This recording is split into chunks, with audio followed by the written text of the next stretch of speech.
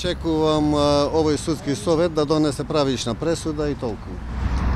Не сакам да се мешам во ништо друго. Јас сум како оштетен, така да верувам во овој судски совет дека ќе донесе праведната пресуда и дека кривците кои што направиле големи штети на Република Македонија и на мене ќе бидат соодветно казнати. Одбраната рече дека објектот бил всушност бесправно изграден. Тоа суден нека докаже дали ќе бесправно или правно. Иначе и сега во моментот јас кој ќе продолжам да го градам објектот ќе почнам од истите коти, затоа што на тоа место не постојат коти, кота нула. Така да судот ќе докаже дали е бесправно или правно граден. Рековте имате поварувања, да. Така е. Колку ќе барате штети?